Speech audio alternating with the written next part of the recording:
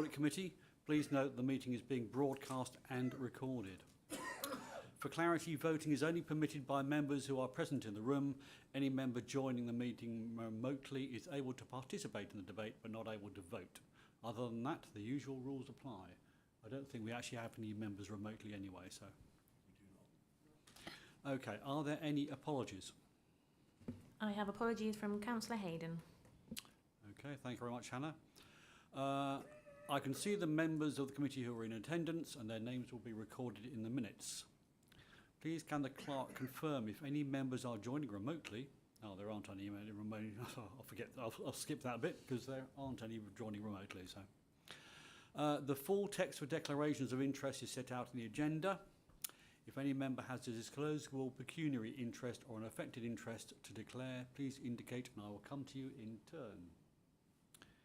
I'm seeing no hands. So thank you. There are no declarations, but may I remind everyone that you can make a declaration at any time should it occur to you at a later point. Anyone declaring a disclosable pecuniary interest will need to leave the meeting when we get to that relevant item. Agenda item 3, to approve the minutes from the Governance and Audit Committee of the 19th of October.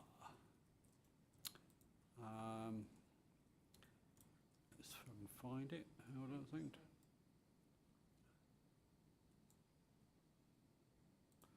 Right, any comments on page 3?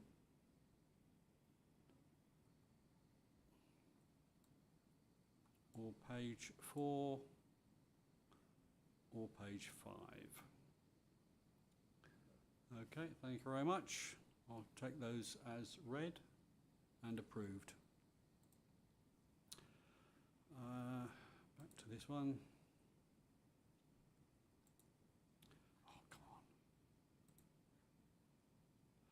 Right, the next item on the agenda is consideration of any urgent items. Are there any?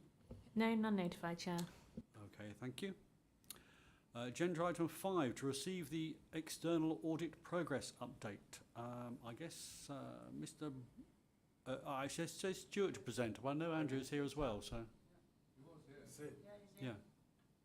Thank you. Yes, so if I can start, Chair, and then Andrew can come in with the external auditor perspective on things. So this is just a factual update, just making sure that the members of the committee who do have responsibility for overseeing the accounts audit are aware of where we are. So in short, in much the same place as we've been for quite some time. We are, as are all the Berkshire authorities, still awaiting the completion of the 2021 accounts audit, and that being signed off by Deloitte for the Royal Borough of Windsor and Maidenhead. The reason being that the pension fund is administered by them, and it's a key part of all of our financial statements.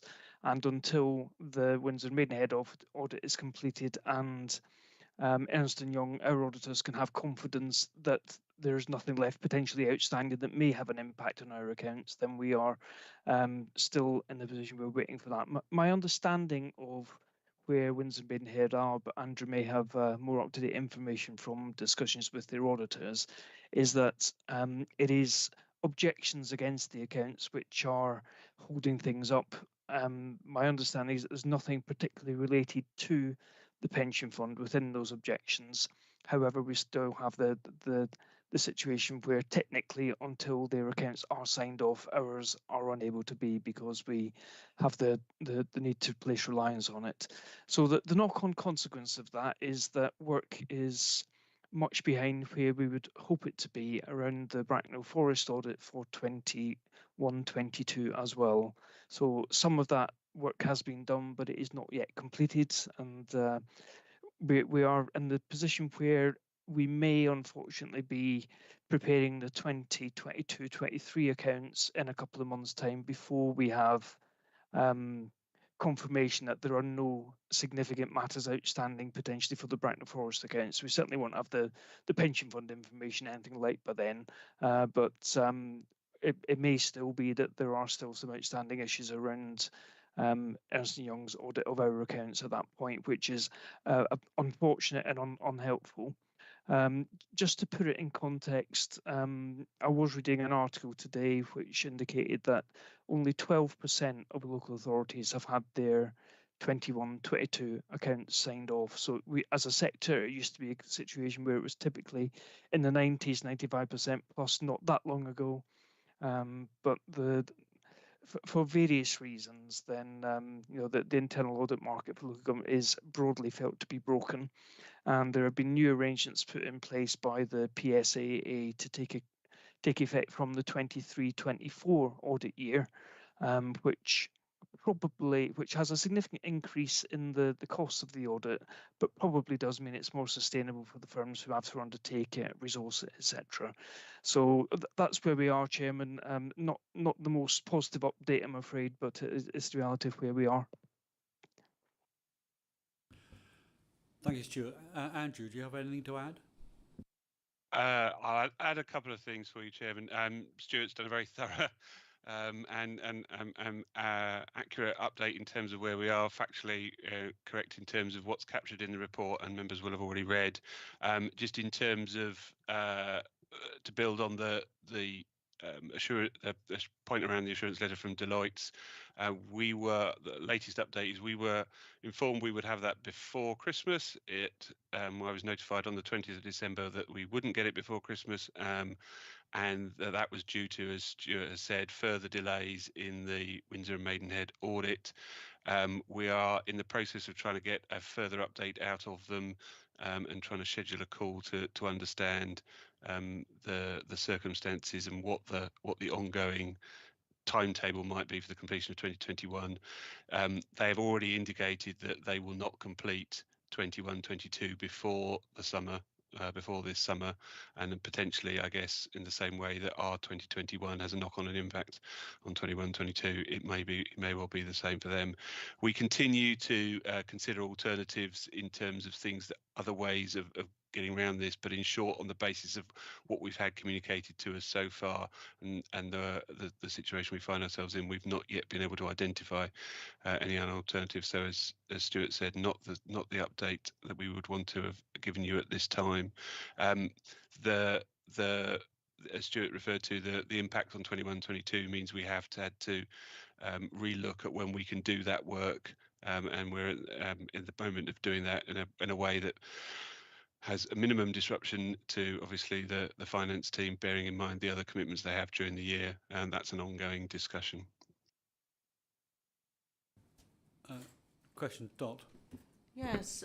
Is there not any possibility, is there any legal propensity that we can place on them that it will have costings against them for causing us delays? Because this is, we could go on and on and on waiting. They could come to the date and then say it again. I'd be looking at legal fees auditing fees of our own against them. Is there anything we can do with that? Just as a reminder, it's nice to be working to time.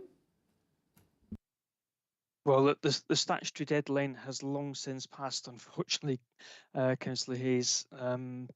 I don't believe there's any scope for legal recourse in this, unfortunately, but there will be a conversation about fees, because you're absolutely right. Delays do impact on the work that Ernst & Young have to do. Ernst & Young are going to look to the council to fund that, and that will be a conversation which will minimise that as far as possible. But when we've got the answer, then that will be a conversation to have across Berkshire, I suspect.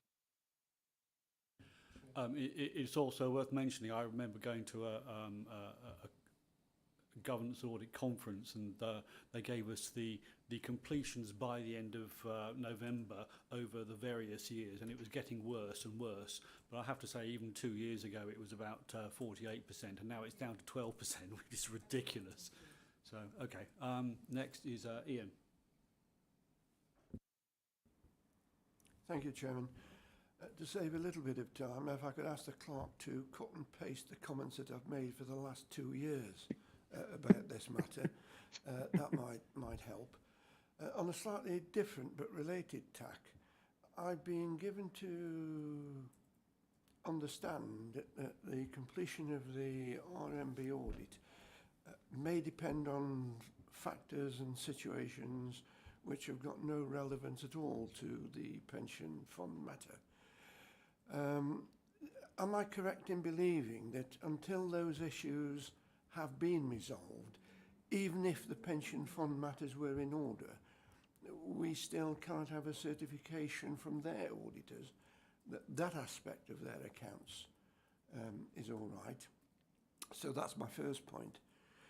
And my second point, rather. My third point is that for the last 2 or 3 years, I've sort of begged and pleaded that I think it's time that our chief executives of the relevant authorities got together to sort this problem out. There has to be a way of rationalising this matter without being dependent on the satisfactory completion of any authority's other accounts, which may be brought into question for all sorts of reasons which have got nothing to do with the pension fund. Chair, I'm happy to take the second point first, if that makes sense. So in terms of the relationship we have with the auditors and their, to your point around not being able to provide us with the assurances until they have completed their audit, you're correct. Until because the arrangement where there are multi-employer pension funds such as this one is that to avoid the pension scheme being audited directly by all of the authorities, obviously that's the unitaries plus other admitted bodies into the scheme, by all of their auditors, the auditors of the administering body do the pension scheme audit on behalf of all auditors, and only when they are ready to communicate the completion of their work are they are the other auditors able to rely on that. It's obviously Deloitte's decision at what point they do that. And as Stuart has outlined and I've confirmed, our understanding is that the pension fund audit is largely complete, but Deloitte's are not willing to release their letter of assurance to us, it's referred to as an IS-19 letter, until such time as the audit is complete within, and bear in mind, obviously, as I'm sure you're aware, the pension fund accounts sit within the annual report from Windsor and Maidenhead. So that's the real. I don't have the detail as to, as Stuart says, we understand the delays are caused by objections. I don't have any further detail than that. But until they release that assurance letter to us, we cannot complete our work. Chairman, if I can come in around Councillor Lake's point around escalation to chief executives, yes, absolutely it has been. It's also a very regular topic of conversation at the fortnightly Berkshire Section 151's meetings, which I attend. So the only solution that we were able to come up with is one that the committee has discussed before, which is to have the same auditor in place across all of the authorities, because that would at least mean that we're only having to deal with one external party rather than two at the moment. So it was proposed by all of the authorities that we have the same auditor. In their great wisdom, the PSAA, who allocated the audits, gave the same auditor to Bracknell Forest, Wokingham, Reading and West Berkshire, but a different auditor to Windsor, Maidenhead and Slough. Slough, because of the unique position they're in, were keen to keep the auditor, which is a continuation of their existing one. My counterpart at Windsor and Maidenhead has written back to PSEA to say that the reasons why we asked for a single auditor across all the Berkshire were still valid and sound, and to request that their auditor be changed to the same as the others in the Central and West Berkshire. I haven't yet heard what the outcome of that appeal, if you like, is, but that is the only real tool that we have in our box to try and deal with one organisation rather than get caught between two. Thank you, Chair. I do actually understand that, but I'm not sure that answers my fundamental question about addressing the strategic issue of the structure which lets this happen. And I realise there isn't a simple answer. I also realise that it might have to go to get some legislation passed, but quite frankly, I think it's worth the effort, because it's going to solve what must be an enormously irritating problem to those people who are actually involved in producing the audit. Councillor Daver. Thank you, Chair. On page 7.2.2.2, it says that in addition to this, there are a number of areas of audit EY still needs to complete on the Bracknell Forest account. How many areas and why are there delays? I'm assuming this is to do with us, nothing to do with the, Royal Borough of Windsor made in it. Andrew, I think it's one for you. Yeah. No. That's good. Just checking with you. So we weren't able to start the 21-22 audit, and obviously until considerably later than we would normally have done. Primarily because it's clearly a lot easier to only audit 1 year at a time in terms of efficiency, because you haven't got 2 years of audit open at the same time. So the audit was not commenced until much later in the year than was originally envisaged. So we've made good progress thus far, but kind of acknowledging that we started later, we inevitably are going to have to spread the work out over into, as the report says, into the next financial year. Yeah, and if I can just come back on another point, it's probably worth saying that the challenges that we face, they are being picked up at a national level. The National Audit Office has just released a report into the state of local government audit, and is pressing the government department to do what it can to resolve the issues. Whether that's going to have any material impact, I think we need to wait and see. But it is being addressed at that level. And if I can just add to that, Chair, that the NAA report highlights a number of underlying issues, resourcing across the sector, both within external audit and within local government and health, who are covered by the Local Audit and Accountability Act. Excuse me.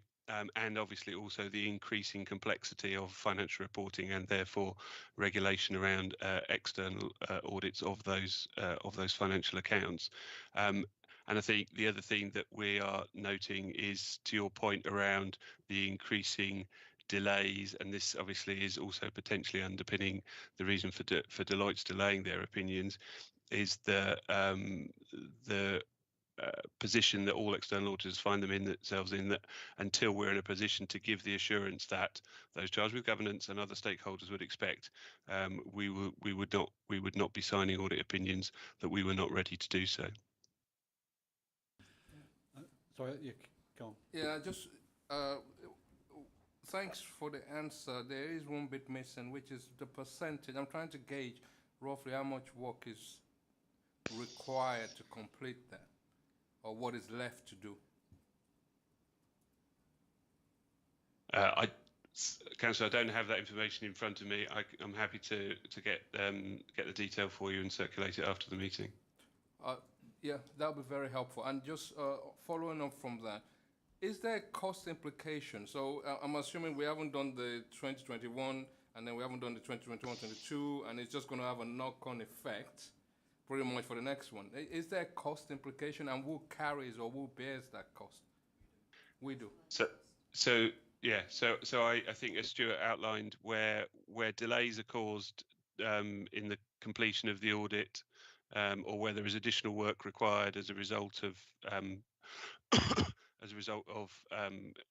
following up on, in this instance, obviously, that clearly the work around the pension scheme, then that's a change in scope for the audit, and therefore something that PSAA would consider as a scale fee variation. But it's only the pension stuff making things late which makes a variation, not our internal changes. Agreed in the context of the delays. Okay, and I'm guessing that obviously the delay to this one is going to have a knock-on effect because you can't really start your 22-23 until such a time as we've got some progress on 21-22. Correct.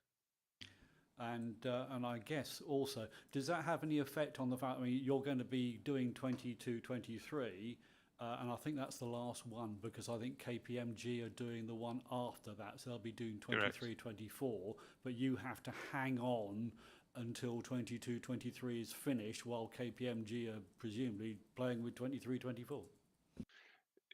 Correct, and one would assume that Deloitte's are exiting Windsor and Maidenhead, but obviously assumption would be that will have the same. They'll have a knock-on impact on 22-23 as well.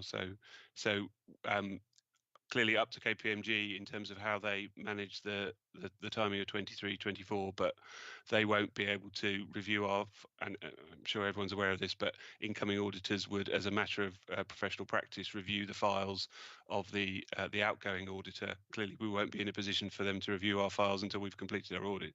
So there will inevitably be a knock-on impact there, Chair. Which could even be a worse impact because when you're doing the same years yourselves, then you can we can run them in. You can it's not ideal, but you can. You can do a bit of a mix and match, but we could be in an even worse situation on 23-24 where you can't actually hand over the files until you're done with all the signed all the crosses all the T's and dotted all the I's. In terms of sharing our files with them, clearly, I mean, they can be working with Stuart and Arthur and the team in advance of that, but clearly, until such time as we've completed our audit, we're not in a position to share those with them. On all round great news. Anyway, well, thank you for that. It's been an interesting update, shall we say. Thank you for your contribution, Andrew and Stuart. And in that case, this is for noting because it's just an update. So we'll move on to the next agenda item, which is with Sally for the internal audit. Thank you. Thank you, Chairman. So I'm bringing tonight my interim update, which covers the audit activity that we've carried out between April and December 2022. I won't go through it in too much detail, but if I draw your attention to the key elements, so if you look at page 14, this shows the overall picture of the audits that we've delivered so far and the opinions. As requested at the previous meeting, I've also put in brackets where we were at this stage last year, so you can compare the progress against the 2 years. So you'll see that this year we've completed 29 audits to date at this point. And last year it was just 31, so there's not very much in that really. And we also do have an awful lot of audits on the go and in progress at the moment, as noted in 3.3. One thing I did want to draw your attention to is within that table it's referring to the fact that we've got 10 satisfactory opinions and 4 partial opinions. This needs to be adjusted, and this is something that arose after I had submitted the report for publication. And the reason for that is that we have been trying to finalise the audit report on business continuity, and in doing that it came to light that some of the information that was provided at the time of the audit fieldwork, which was completed in August, certain information was provided around the progress of the business continuity project, and since those times the circumstances have changed. And there has been some delay in certain aspects of the project to enable the business continuity plan, the council-wide one, to be pulled together and approved. So we will be changing that from a satisfactory opinion to a partial, because I think it would be misleading for me to issue an opinion saying it was satisfactory when that wasn't actually the case. So we have, as I said, made changes to that. In terms of the other areas that we have highlighted high priority control issues, these are noted on page 15. So we have 2 other areas. The first one being around housing billing, and the use of the Abritas system and the weaknesses in that system around things like the huge amount of manual intervention that's required for operating it in order to produce information around debts and so on. So we produced that report at the request of the Section 151 officer who has to do that, and it has got that one major recommendation in around considering the viability of using that system for recording rental income and debt. The second area where we identified some sort of higher level control issues was really around the apprenticeship levy, and this is just one aspect of it, and that is just to do with the forecasting of the funds available for the council to draw down, and the need to sort of improve processes to report to management on the progress against the scheme. This is the scheme where we make contributions into the central government levy, and then we are able to use the pot to fund apprenticeships and so on. The situation we're in is that during COVID that would have fallen behind a little bit. I think it's fair to say it was already perhaps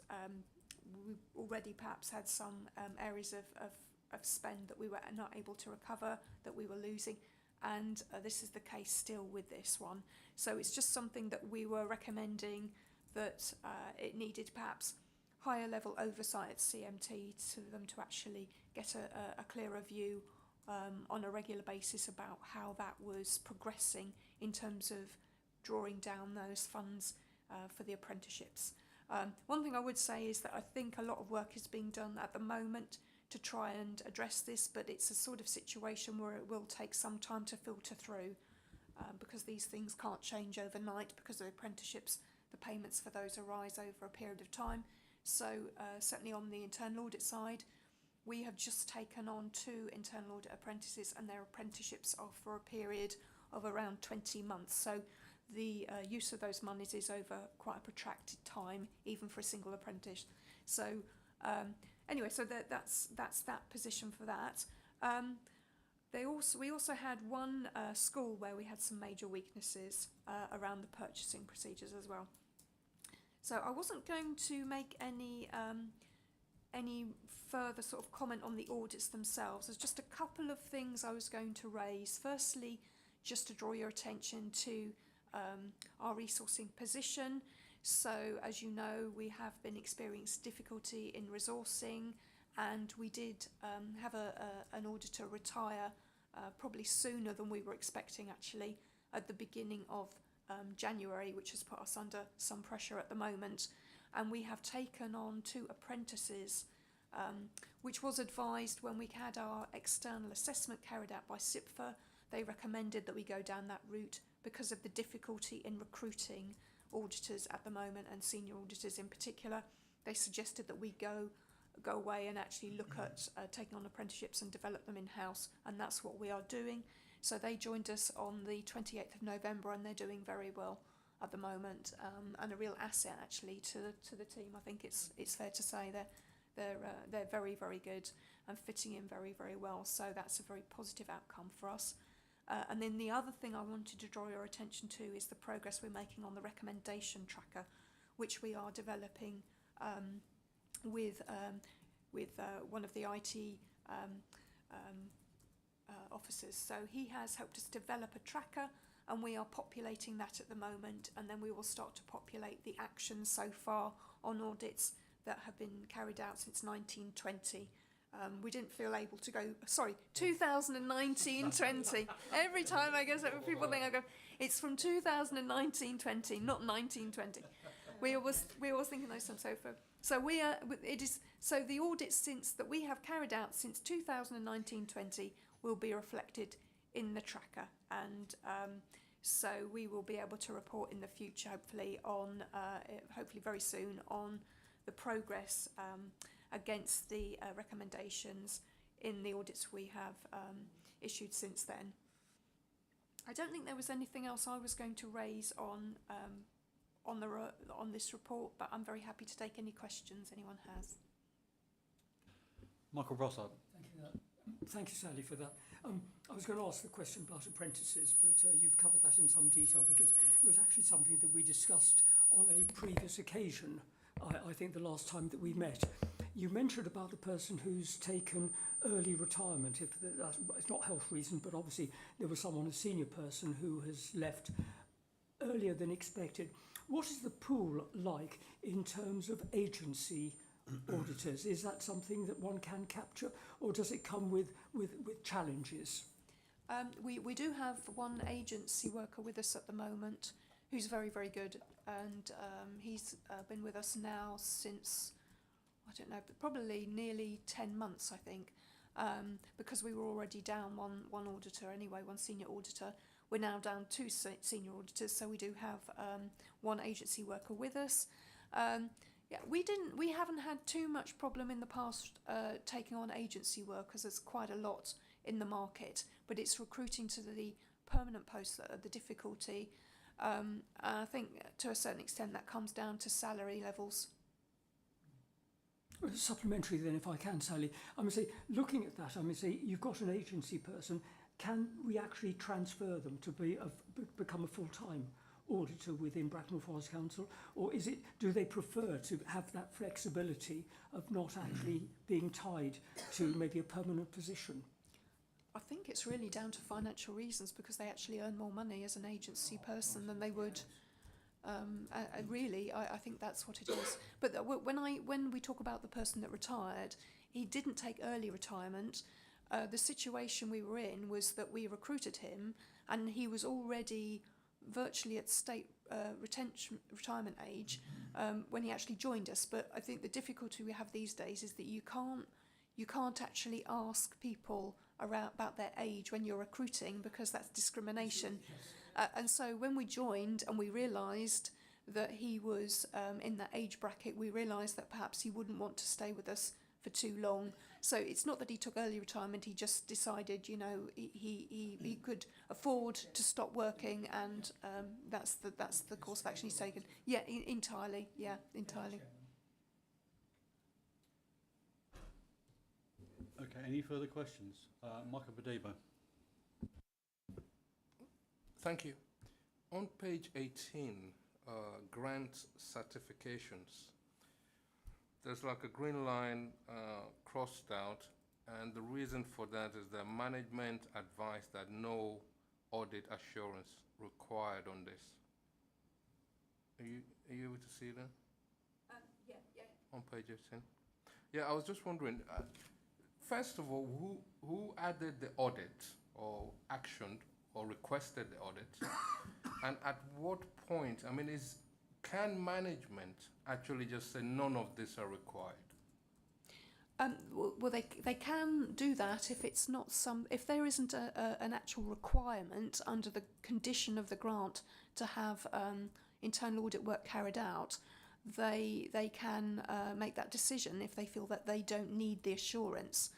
With a lot of grants that the council receives, they don't come with the condition that internal audit have to look at them and have to certify them. There are certain grants, and sometimes they can be quite small grants, where the relevant government department actually specify that the chief internal auditor has to make a declaration that the grant has been used for the purposes intended. But that's only quite a small amount of the grants that we receive. In this particular case, I think this was one that I added to the plan, and I put it in really on a contingency basis, because I thought perhaps that assurance might be needed by management, but then subsequently it was decided they didn't feel they needed the assurance and they weren't required to have it. That was their decision, that they didn't actually need us to carry out the audit work for them. So I'm just trying to understand the process a little bit more. Yeah. So you decided, is this without, do you have a conversation with management before something goes on the sort of plan? Or do you look around what is going on and then decide yourself and say, okay, this is what looking at?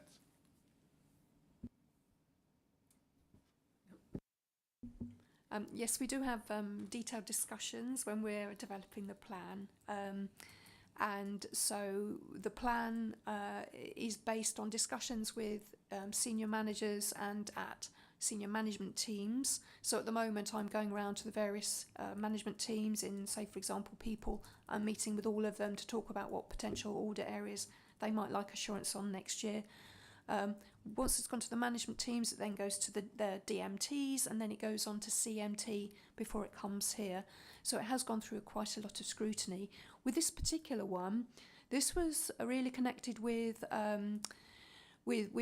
grants in relation to COVID, I think. And I think at the time we'd done an awful lot of work previously on grants for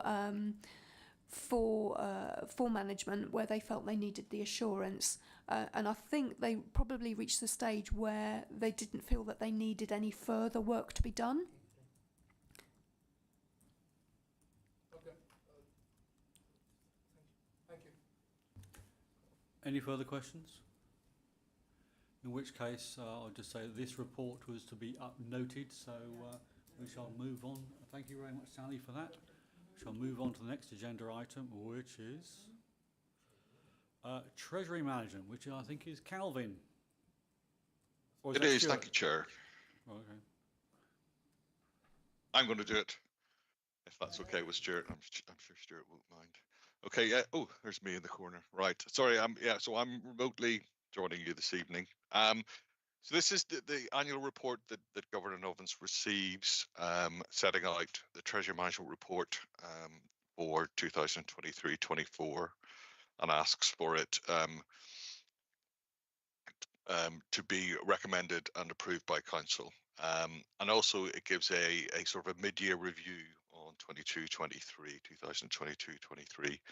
Always a bit odd because we usually bring this about 9 months into the year, so it's not quite a mid-year review, but it's the sort of best time we have to take this. I just want to talk quickly through the report. I guess the main thing to say is, apart from the economic background, not a lot has changed since last year in terms of the Treasury policies that we're proposing for 23-24. So I'm just going to focus a little bit on the detail and some of the more interesting aspects. The mid-year review really looks at an economic update, a look back to see what's happened in the past 9 months, both from a council perspective and a national one. And the report sets out the balances held by the council in terms of debt and investment as at the end of December 22. And in that report, we're showing we held about £26 million worth of cash.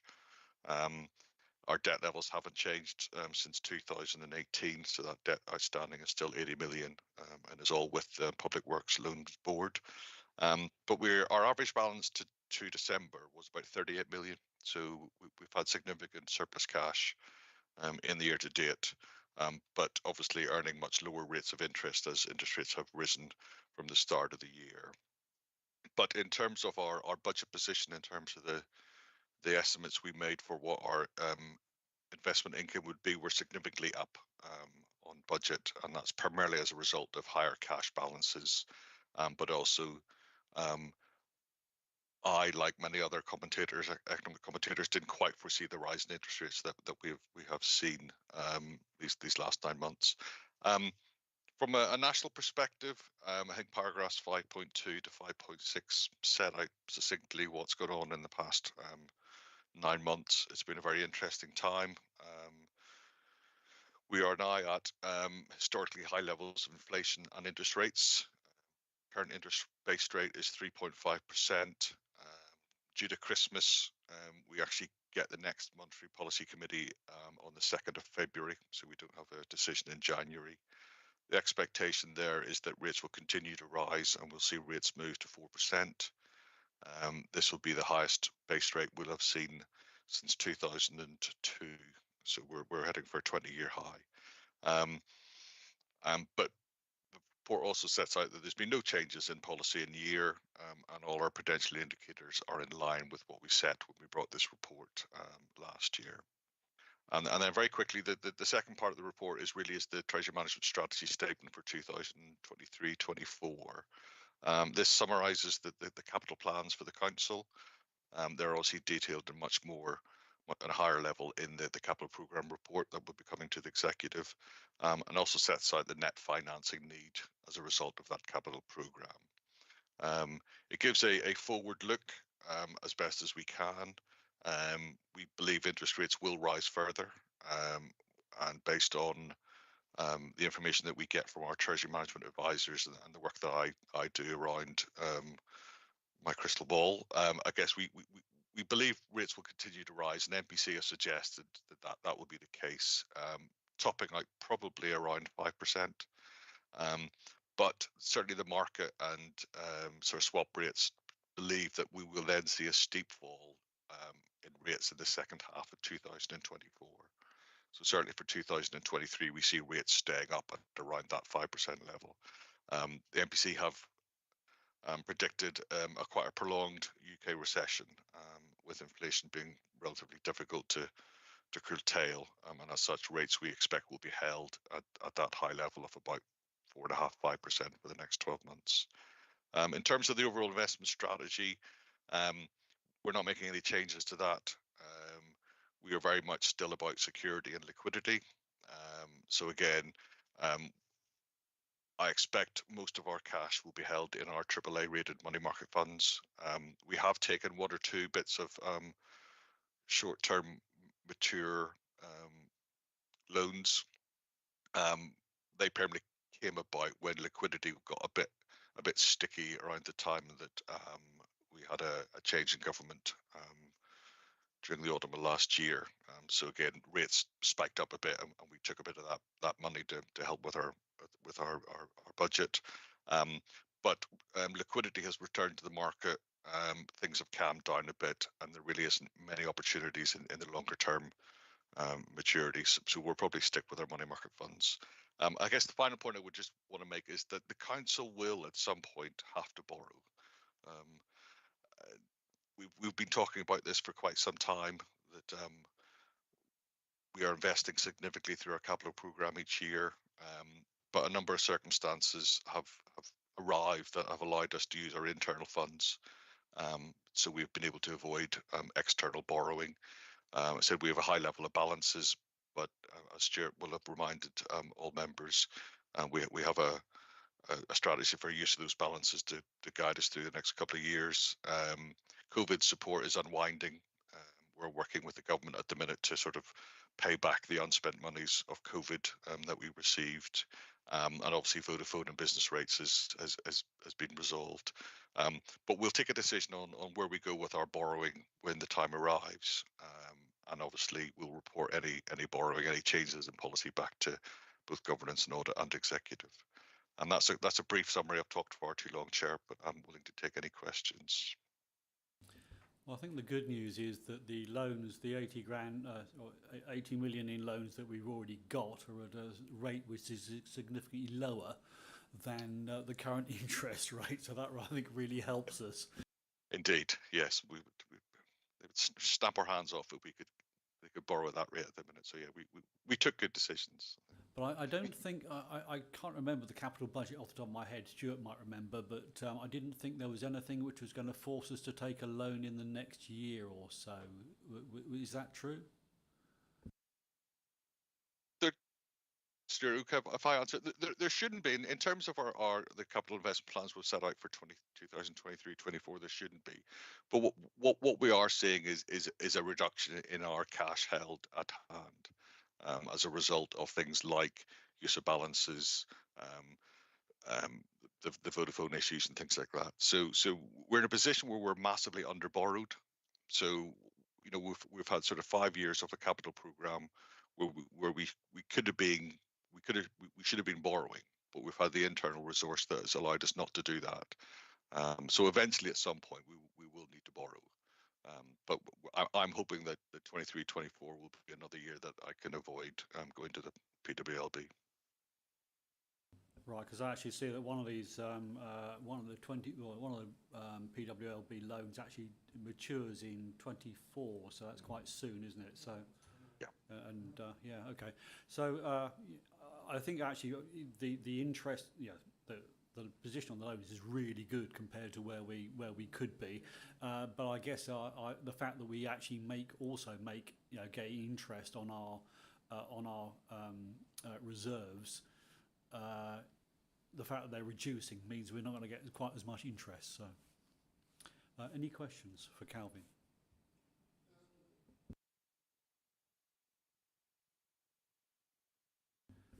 Go on, Michael. Thank you for the present. I mean, I just wanted to say we're in a good place now, and I think for the market has settled, everything has settled, so it should be easier for you to forecast. Am I right? Certainly easier than it would have been in October, yes. Yes. Okay. Thank you. That's. Let's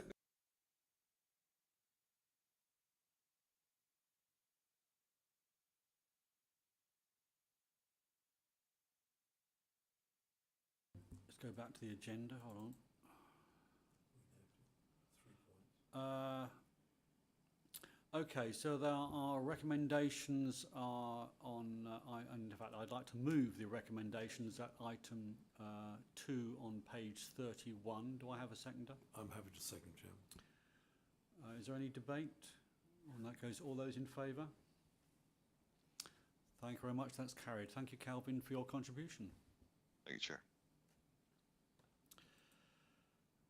Moving on to the agenda, next item on the agenda, which is exclusion of public and press. Can I propose the motion that we exclude the public and press? Absolutely. Do I have a seconder? Yeah. Seconded. All those in favour? Done. In which case, back to Sally for the Can we just confirm that the meeting isn't being streamed anymore and that we're Sorry, offline? yeah, okay, my apologies. Can we stop